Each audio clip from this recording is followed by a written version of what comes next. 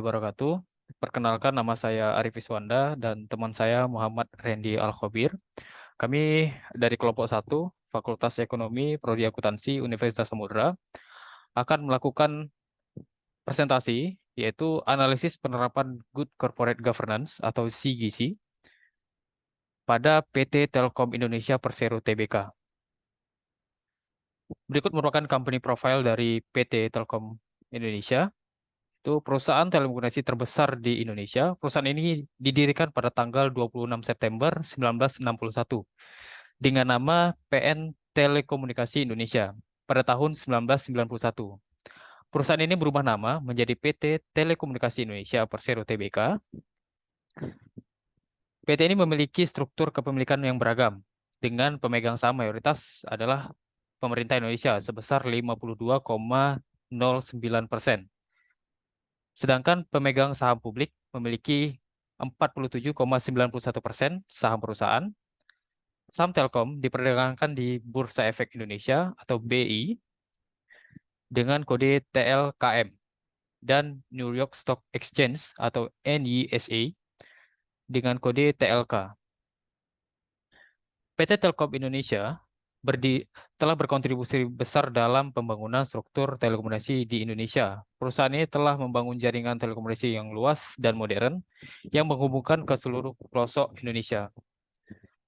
PT Telkom Indonesia juga telah berinvestasi besar dalam pengembangan teknologi telekomunikasi terbaru. Perusahaan ini telah meluncurkan berbagai layanan telekomunikasi dan jaringan yang inovatif yang mendukung pertumbuhan ekonomi digital di Indonesia. Berikut merupakan visi serta misi dari PT Telkom Indonesia, yaitu menjadi perusahaan telekomunikasi digital terdepan di Indonesia yang mampu berperan aktif dalam transformasi digital untuk bangsa. Sedangkan misi dari Telkom sendiri yaitu menyediakan layanan dan solusi digital yang terintegrasi dan inovatif untuk meningkatkan kualitas hidup masyarakat. Kemudian menjadi penggerak utama pertumbuhan ekonomi digital di Indonesia. Kemudian menjadi perusahaan yang kompetitif di tingkat global.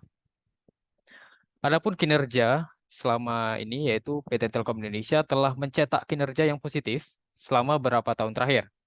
Pada tahun 2022, perusahaan ini membukukan pendapatan sebesar 149,9 triliun dan laba bersih sebesar 3,2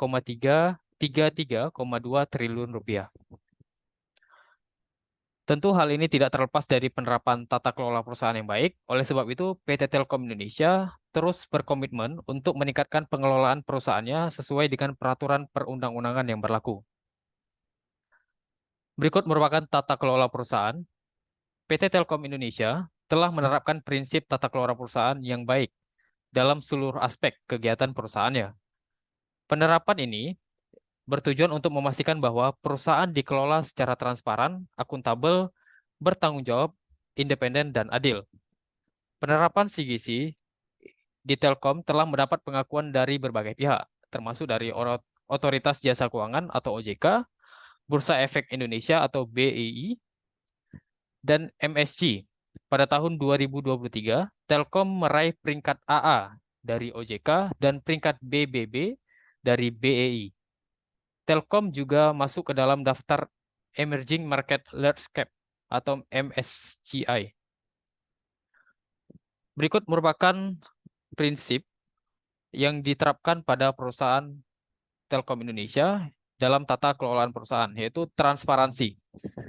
Adapun keterbukaan informasi kepada publik, termasuk melalui laporan tahunan, laporan keuangan, dan website perusahaan. Partisipasi pemegang saham dalam pengambilan keputusan perusahaan. Kemudian ada juga transparansi dalam proses perekrutan dan promosi karyawan. Transparansi dalam pengelolaan keuangan perusahaan. Kemudian ada akuntabilitas, yaitu mencakup tanggung jawab Dewan Direksi dan komisaris kepada pemegang saham. Kemudian tanggung jawab perusahaan kepada pemangku kepentingan lainnya. Kemudian juga ada penggunaan sumber daya perusahaan, dan kemudian juga ada akuntabilitas dalam pelaksanaan kegiatan usaha perusahaan. Yang ketiga, ada tanggung jawab. Kepatuhan terhadap peraturan perundang-undangan dan kode etik, kemudian tanggung jawab sosial perusahaan, dan tanggung jawab terhadap lingkungan. Yang kemudian yaitu independensi.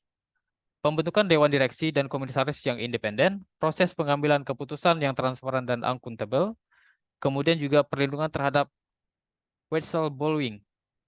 Kemudian yang terakhir yaitu kesetaraan.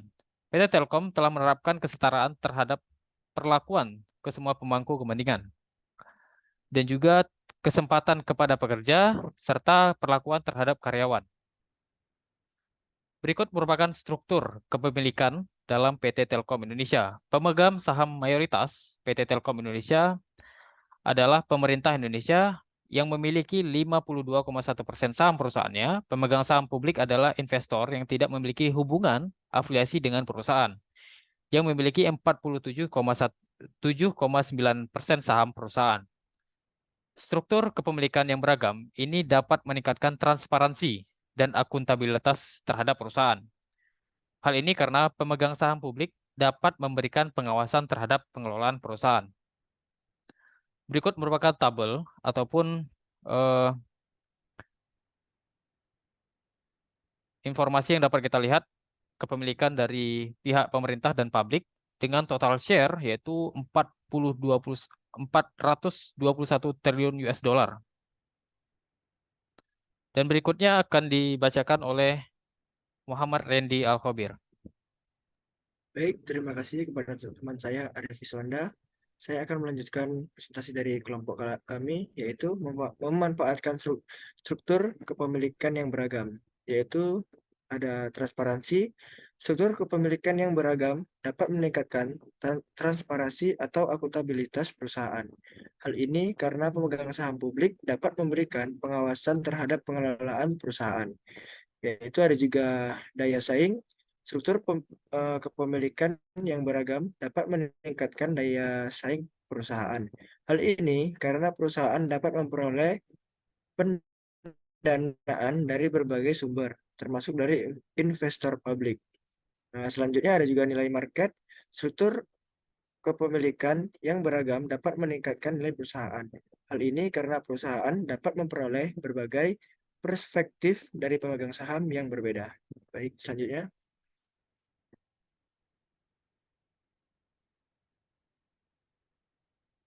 Baik, selanjutnya ada Board of Directors, yaitu perlindungan terhadap hak pemegang saham di PT Telkom Indonesia. PT Telkom Indonesia telah menerapkan prinsip-prinsip tata kelola perusahaan yang baik, good corporate governance dalam melindungi hak pemegang saham. Perlindungan terhadap hak pemegang saham ini diwujudkan dalam berbagai kebijakan dan praktik termasuk independensi. Telkom telah menerapkan prinsip independensi dalam pemilihan anggota dewan direksi dan komisaris, sehingga pemegang saham dapat yakni bahwa anggota dewan direksi dan komisaris akan bertindak demi kepentingan perusahaan dan pemegang saham. Dan ada juga keterbukaan informasi. Telkom telah menerapkan prinsip keterbukaan informasi sehingga pemegang saham dapat mengetahui kinerja perusahaan dan mengambil keputusan yang tepat.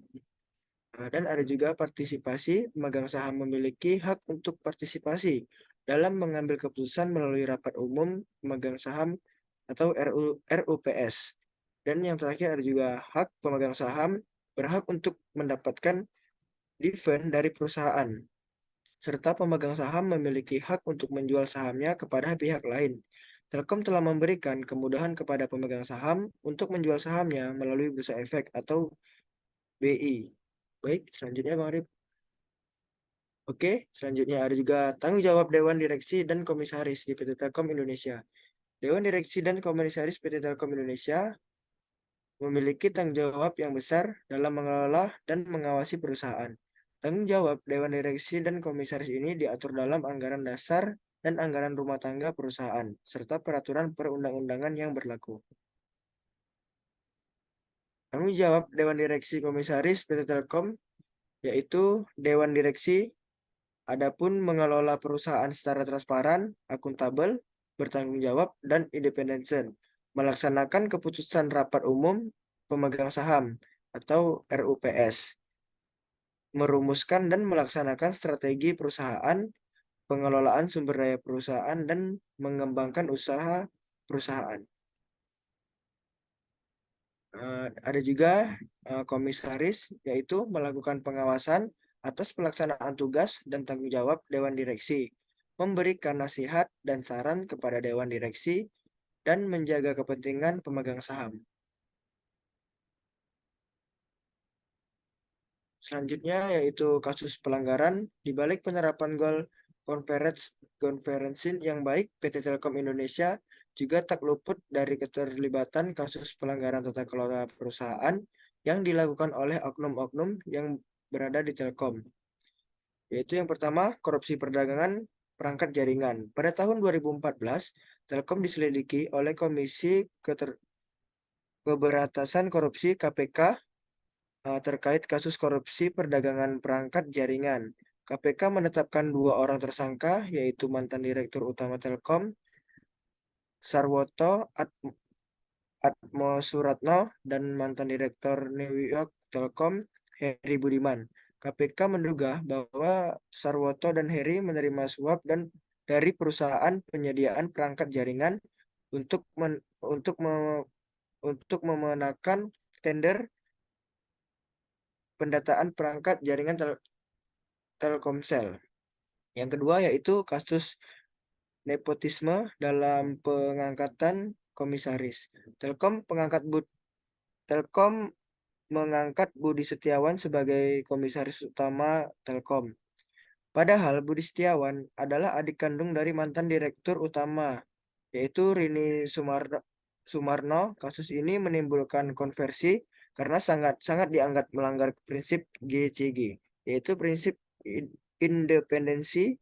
Prinsip independensi mengharuskan anggota Dewan Direksi dan komisaris untuk tidak memiliki hubungan afiliasi dengan perusahaan.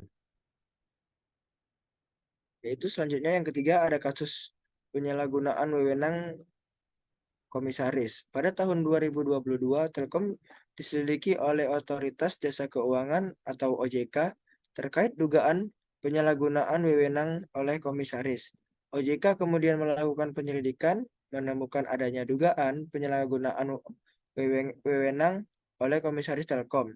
Dalam kasus ini, OJK menegur 2 orang komisaris Telkom, yaitu Bambang Permadi, Sumatri, dan Brojonegoro, dan Wawan Iriawan. Yang keempat yaitu ada korupsi pengadaan perangkat jaringan. Pada tahun 2023, Telkom diselidiki oleh KPK terkait kasus dugaan korupsi dalam proyek Palapa Ring Timur. Kasus ini bermula dari laporan masyarakat yang menyebut adanya dugaan korupsi dalam proyek pembangunan jaringan telekomunikasi Palapa Ring Timur. KPK kemudian melakukan penyelidikan dan menemukan adanya dugaan korupsi dalam proyek Palapa Ring Timur. Dalam kasus ini, KPK menetapkan 4 orang tersangka, yaitu mantan Direktur Utama Telkom, Lirik Ardiansah, mantan Direktur New York Telkom, ada Julvan Lidan, dan mantan Direktur Wolesale dan International Free Service Telkom, Ahmad Yahya, dan mantan Kepala Divisi Network Telkom, Muhammad Fahruzi. Baik, kesimpulannya yaitu adalah PT Telkom Indonesia telah mencapai beberapa kesuksesan dalam menetapkan tata kelola perusahaan, antara lain Telkom telah menerapkan prinsip-prinsip GCG dalam berbagai aspek pengelolaan perusahaan seperti transparansi, akuntabilitas, independensi, dan tanggung jawab. Telkom telah membentuk berbagai komite khusus yang independen untuk mendukung penerapan GCG, seperti komite audit, komite nominal dan remunerasi, dan komite risiko. Telkom telah menerapkan sistem laporan keuangan yang transparan dan akuntabel, dan Telkom telah memberikan informasi yang relevan dan akurat kepada publik. Namun, Telkom juga telah mengalami beberapa kegagalan penerapan tata kelola perusahaan, antara lain yaitu Telkom telah terlibat dalam beberapa kasus pelanggaran GCG, seperti korupsi, perdagangan perangkat jaringan, nepotisme dalam pengangkatan komisaris, dan penyalahgunaan wewenang oleh komisaris, independensi Dewan Direksi dan komisaris Telkom, masih dipertanyakan, dan pengawasan terhadap pengelola perusahaan Telkom masih perlu ditingkatkan.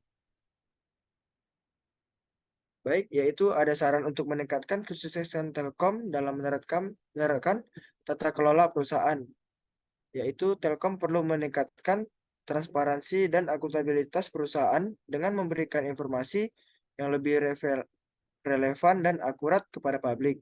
Telkom perlu meningkatkan independensi Dewan Direksi dan Komisaris dengan menetapkan kriteria yang lebih ketat dalam pemilihan anggota Dewan Direksi dan Komisaris. Telkom perlu meningkatkan pengawasan terhadap pengelolaan perusahaan dengan membentuk komite-komite khusus yang lebih independen. Dan Telkom perlu memberikan pelatihan dan pengembangan kepada karyawan terkait GCG. Baik, terima kasih. Mungkin itu saja paparan dari kami. Saya kembalikan kepada teman saya, Arif Iswanda. Baik, terima kasih Muhammad Randy Al-Khabir. Dengan berakhirnya presentasi ini, kami mohon maaf apabila ada kesalahan dalam penyebutan nama ataupun kasus-kasus yang kami analisa. Mohon saran dari Ibu dosen apabila ada kesalahan dalam penerapan presentasi kami. Kurang lebih kami ucapkan terima kasih dan kami ucapkan wassalamualaikum warahmatullahi wabarakatuh.